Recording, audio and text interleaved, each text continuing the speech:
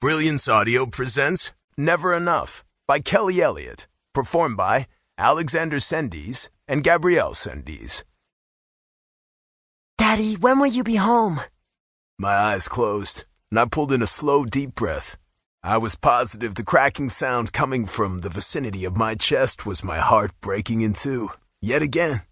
I hated that I was on the road and away from my son as much as I was, but I was trying to build our future. I only needed to bull ride and win for another year or two. I had plenty of money saved up, but if I could get at least one more championship under my belt, I would be guaranteed endorsements, and my son would always be taken care of. Just a few more years of this, and then I can stop. I'll be home on Monday, buddy. I know I've been gone a couple of weeks. I had some things I had to do for work. That's Swux. Blaze Brock Shaw, I heard my mother shout. I forced myself not to laugh and could only imagine the look on my mother's face as my 5-year-old son cursed. The result of being around my older brother Ty, most likely. Blaze, you should know better than to say a bad word, I scolded. That's no way for a gentleman to talk. But Uncle Ty and Uncle Tanner say that word all the time, Daddy. Why can't I say it? You said so yourself. I'm a big boy. Sighing, I raked my fingers through my damp hair. You are a big boy, you're right, but you're still not allowed to say bad words. Now you apologize to Grams before she washes your mouth out with soap. Again? I'm out of here, Daddy, my son exclaimed. I heard the phone drop and the sounds of his retreating cowboy boots taking him far away from my mother.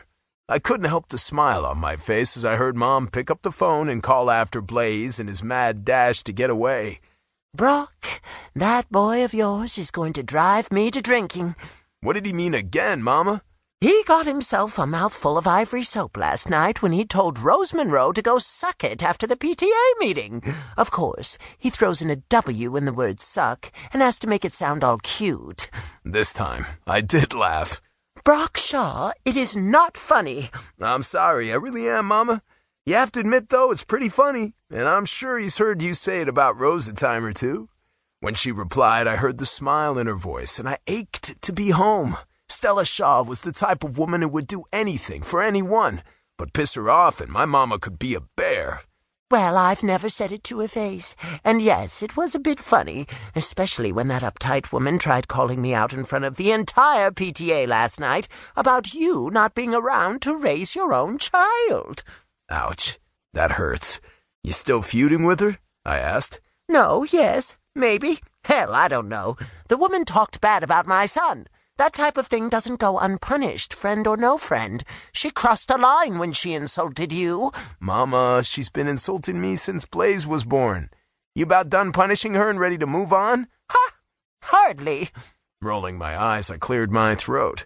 Well, I guess I'd better get me some sleep. I never seem to have a good draw in Tacoma. Brock. My breath stalled in my throat. I hated this part of our daily conversation. It's when I heard the fear in my mother's voice, even though she tried desperately not to show it. The uncertainty that me following my dreams as a professional bull rider might not be the wisest thing anymore, especially because I was the only parent my son had. It was something I fought internally every single day. I know, Mama. I know you know. But I'm going to say it anyway. Be careful and do your thing, but remember who's really in charge. I nodded even though I knew she couldn't see me and replied, Yes, ma'am. May I say goodnight to Blaze? My mother called out my son's name. Blaze! Daddy wants to say goodbye. No, I'm not going to wash your mouth out. Not this time, anyway. I chuckled and again felt the deep ache of missing home. It didn't take long for Blaze to get back on the line. Daddy, I'm going to rope me a calf tomorrow. The drop in my stomach nearly made me sick. Blaze, I was going to show you that when I came home on Monday.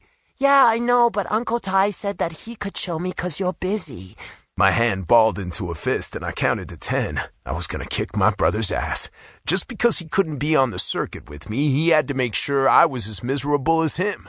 The only problem was he was using my son to do it. I'm not too busy to show you how to rope, buddy. I'll teach you when I get home, I promise. Okay, Daddy, I'll wait for you. I love you, and kick that bull's ASS tomorrow. Grinning, I answered, I will, buddy. I love you too. Now don't give Grams a hard time, you hear me? Yes, sir. I promise to be good. That's my big boy. Bye, Daddy. See you later, buddy.